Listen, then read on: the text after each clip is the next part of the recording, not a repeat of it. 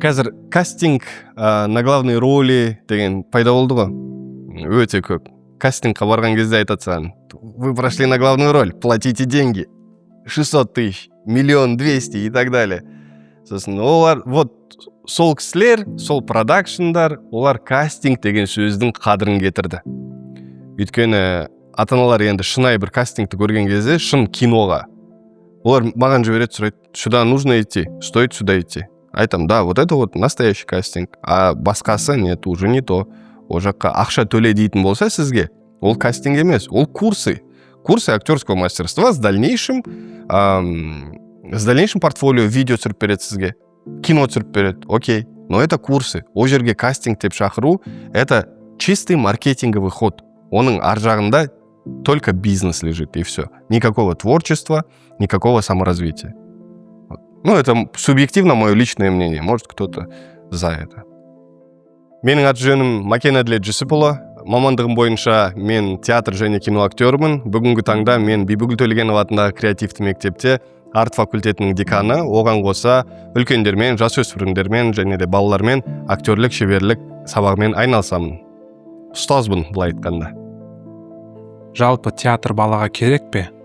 Әлде бұл үлкендердің өз қалауы ма?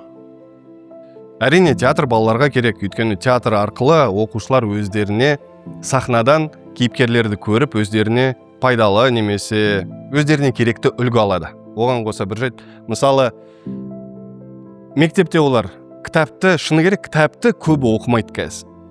Бірақ театрға барған кезде олар спектакль арқылы бүкіл бір поэманы немесе бір пьесаны, романды толықтай сахнадан актерлардың орындауында көре алады.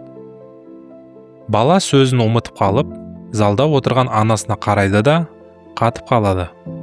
Сол сәтте оның ішінде не болып жатады? Балалар ғана емес, бұл жерде ересектердің де сондай қасиеті бар. Қасиеті. Сахнаға шыққан кезде олар дайындалып, сахнаға шыққанда барлығын ұмытып кетеді. Бұл жерде қорқыныш, бірақ бұл қорқыныш аудиториядан емес, сөздерді ұмытып қалдым дегеннен емес. Бұл қорқыныш ол өз-өзінен. Бұл жерде оқушыға, адамға жалпы қолдау керек.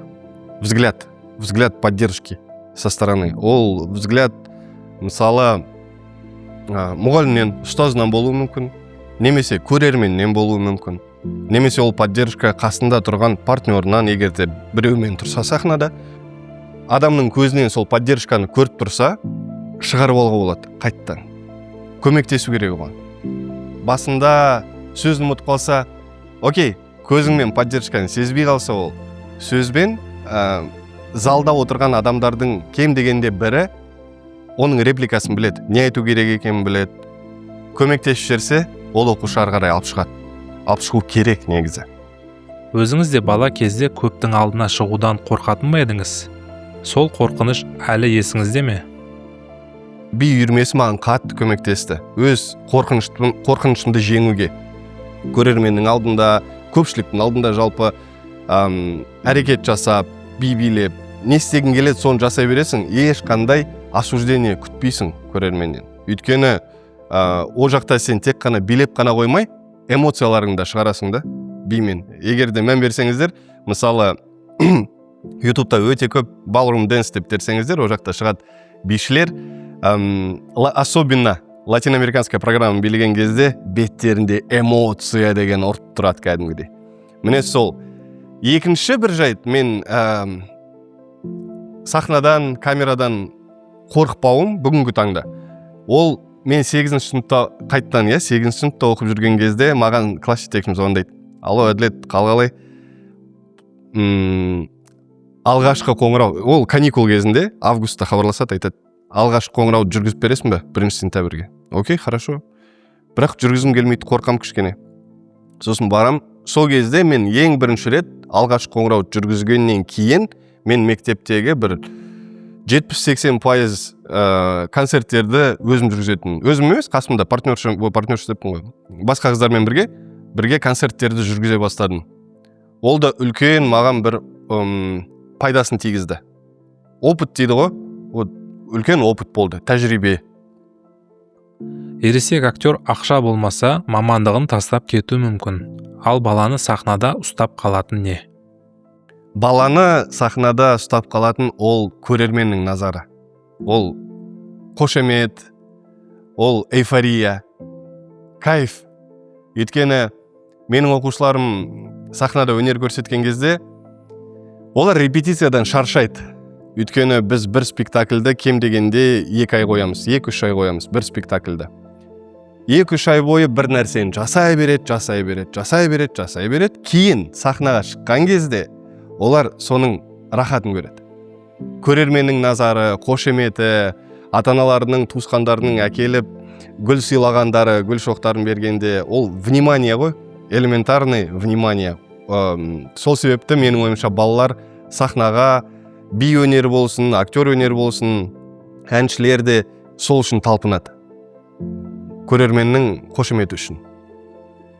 Ересек адамдардың көбі ақшаны аз әкелсе де, ол кино емес театр саласын тастау өте қиын. Өйткені сахна бұл наркотик дейді ғой. Сцена как наркотик для артиста. Сахнаға шыққан кезде олар енді ләззаттанады кәдімгідей. Сол себепті театрды тастау өте қиын. Бірақ тастаған күннің өзінде олар өте қатты наркомандарда сияқты ломка болады оларда. Сахнаны сағынады, ойнағылар келеді спектакльдерді. Бірақ ішінде анадай не болса, жилка. Все, точно решил, мен енді актерскийден кетем жалпы. Дейтін болса, онда кетеді, иә. Өйткені шыны керек, театрларда қазір жалақы үлкен емес. Актерлік өнер адамды шынайы қыла ма? Әлде керісінше рөл ойнауға, жасандылыққа үйрете ме? Школа актерского мастерства олар екіге бөлінеді. Школа реализма и школа представления деген. Школа реализма дегенде сен сахнада шынайылықты ойнайсың. Шын мәнінде, мысалы, менің ішім ауырып тұр. Мен сіздерге көрсетпеймін менің ішім ауырып тұрғанымды. Мен жай ғана бүйтіп ұстап қоямын, мысалы. Терең демалу мүмкін. Міне осындай нәрсе бар. Ол школа реализма. Ал школа представления дегенде ол жасандылық, ол представление жасайды кәдімгі. Ішім ауырып тұр деп бүйтіп ішін ұстап тұрады. Сол сияқты тек қана өтірікке емес, ол шынайылыққа да үйретеді. Актерларды, әсіресе жас балаларды ішінен настоящее яны шығару керек оқушылардан. Сол кезде ол, менде мысалы бір тренинг бар. Тренинг дегенде сұрақ оқушыларға, үлкендерге де 100% шкаламен сен өзіңді қаншалықты жақсы білесің. Сен өзіңді жақсы білмей тұра, қандай адам екеніңді білмей тұра, сен сахнада біреуді ойнай алмайсың дұрыс. Сол себепті сен өзіңді жақсы білу керексің. Өзіңнің психологияңды, кез келген бір жағдайда сен қандай әрекет жасайсың. Мысалы, қазір кабинетке біреу жүгіріп келсе, айғайлап бізге, вы что здесь делаете, пошли вон отсюда.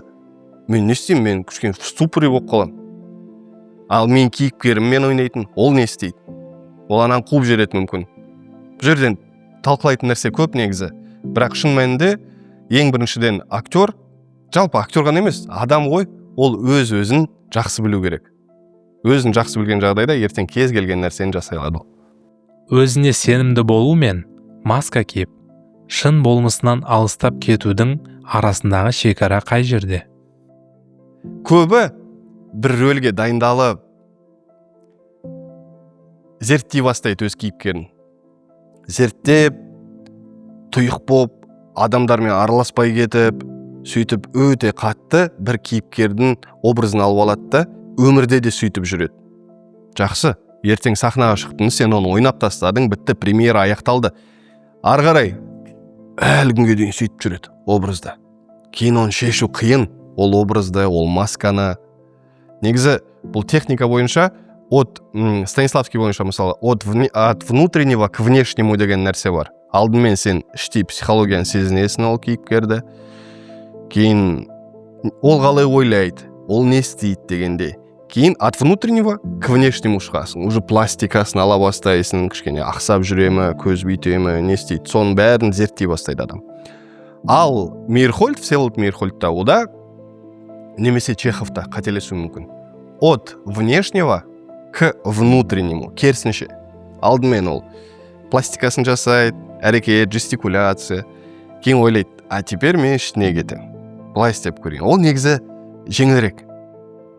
Егер де сен алдымен пластикасын алып алсаң, сосын іштей ойлайсың, жай ғана текст айтып көрем. Ақырын, и одан шығу жеңіл. А Станиславский бойынша іштей переживание, внутреннее состояние өте қиын нәрсе.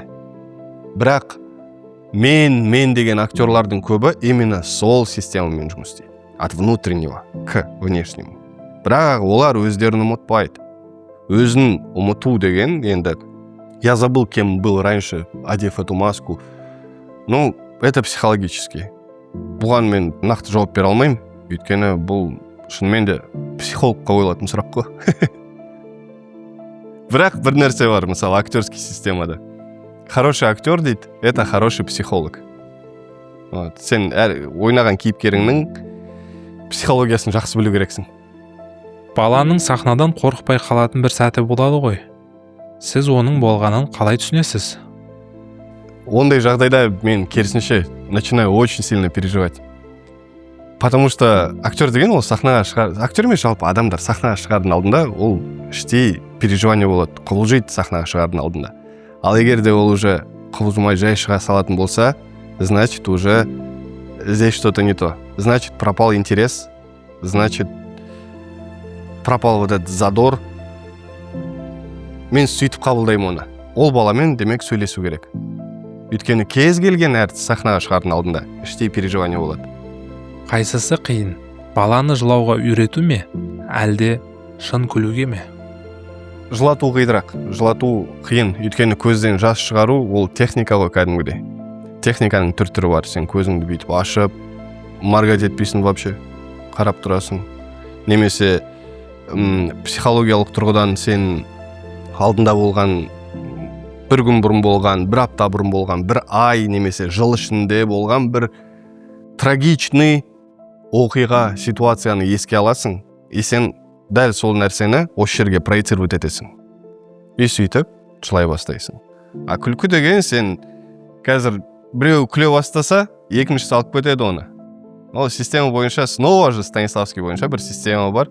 Ең төменгі нотадан күле бастайсың. Сосын көтересің жоғары.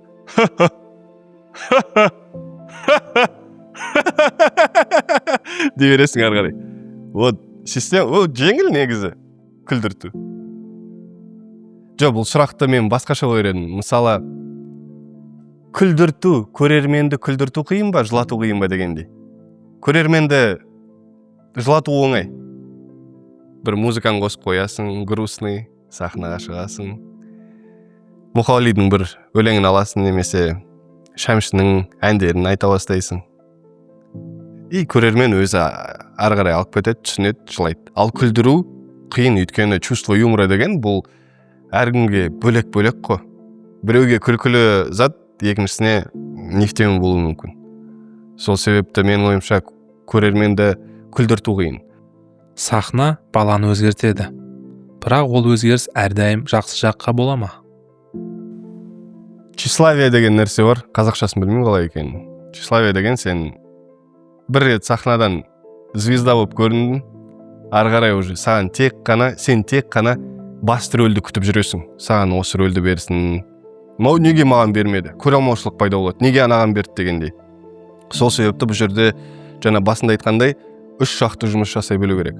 Ұстаз, ата-ана, баласымен бірге түсіндіру керек. Түсіндіре білу керек.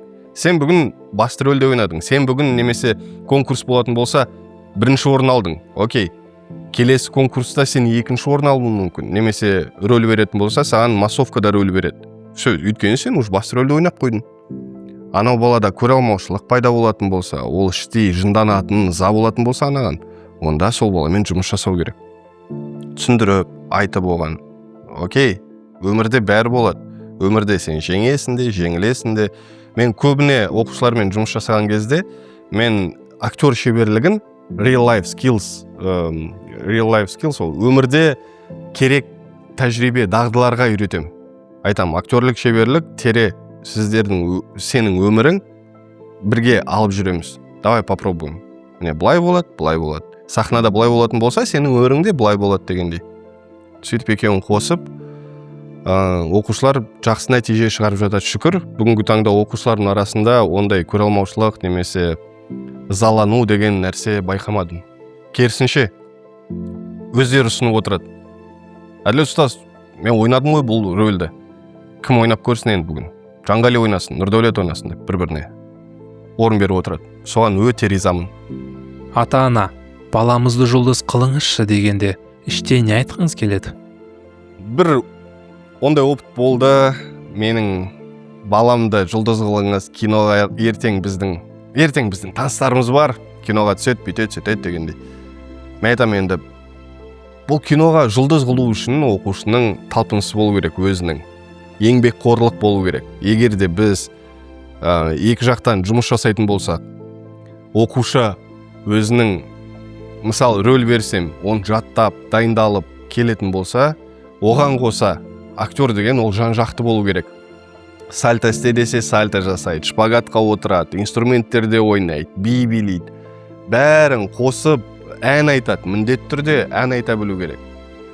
Бәрінің қосындысы оның өзінде сені жұлдыз қылу, ол әлдеқайда. Өйткені бұл жерде жұлдыз болу үшін ол бақ жану керек. Әр жұлдыздың бақ жанып кететін болса, әр оқушының бақ жанып кететін болса, ертең бізде сахнада енді жұлдыздар жетпей қалады. Бәрі көп, слишком, наоборот, перенасыщенный рынок болып кетеді. Сол себепті ата-аналар сондай запроспен келген кезде түсіндіреміз оларға. Өздеріңіз кастингтерге қатысыңыз, балаларыңызды апарыңыз. Телеграмда бүкіл каналдарды көрсетем, жіберем, олар көреді, окей. Сол жерге тіркеліңіз, рассылка болған кезде қарайсыздар. Немесе маған кастинг директорлер жазған кезде, Әділет, нам нужен такой ребенок, такой возраст, вот такое телосложение дейді. Окей, мен оны өзімнің оқушылардың арасынан қарайын, примерно, вот осы келеді. Соларға ата-аналарына жіберем, айтам, отправьте видеовизитку на этот номер. Солай жұмыс істейміз. Сахнаға шықпау үшін баланың ойлап тапқан ең күлкілі сылтауы қандай болды? Бір спектакль дайындағанбыз, бір баламен. Дайындап жүрміз, түсіндірем, мы играем спектакль 26 или 27 апреля. Ойнаймыз ол спектакльді. Хорошо, бәрі білет, ол баланың рөлі бар. Хорошо, главный рөлі емес, второстепенный болды. И бір күн бұрын келетті айтады, Әділет аға, я не буду участвовать в спектакле. Я говорю, почему? Я не хочу выступать на сцене. Дейді. Я говорю, зачем мы тогда репетировали все это время, долго готовились к сцене, спектакль? Ертең ата-аналар келеді, сендерді көреді. Я не хочу. Я вообще сцена это не мое, дейді. Я говорю, когда ты это решил? Давно еще решил, дейді. Я говорю, а зачем ты ходишь? Мама заставила, дейді. Вот оно что. А почему сен маған айтпадың алдын ала? Мама заставила екен. Я не знаю, типа, мама сказала ходить, вот и все. И сөйтіп, мамасына хабарластым, айттым. Мамасы айтады, да, вот у нас не было цели вообще, мы просто для общего раскрепощения пришли на актерское, но не было цели выступать на сцене. Я говорю, а почему вы мне не сказали об этом изначально, Дим?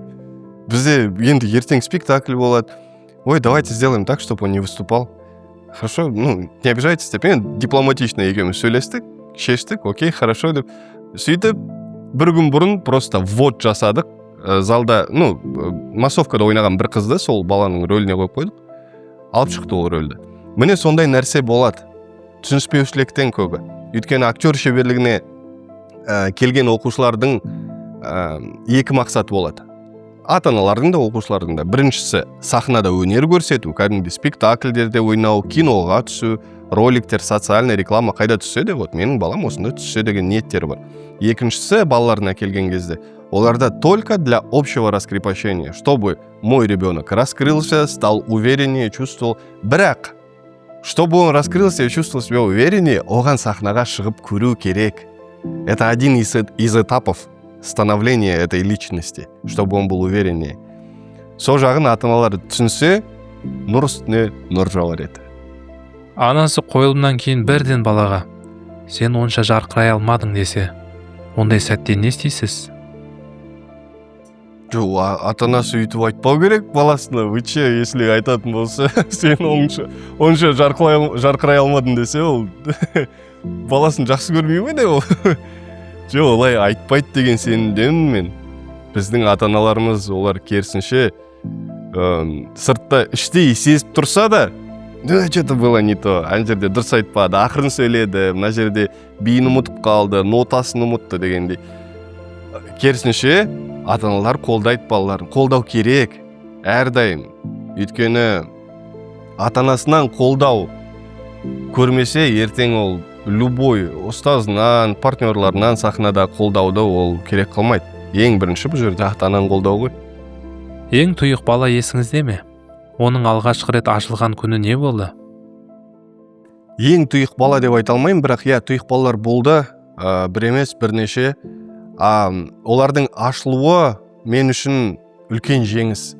Өйткені олар бір айда ашыла қоймайды. 2 айда аз деп ойлаймын. Бірақ уақыты келе, бүгінгі таңда бір оқушым бар менің, әлі күнге дейін актерскіге қатысады, ол келіп жүр. Басында сөйлеуге қорқатын. Сахнаға, не то что сахнаға, жай читка кезінде пьесаны алып оқып отқан, ақырын оқиды. Сөйтіп келе оны аша бастадық. Оны резко ашуға болмайды.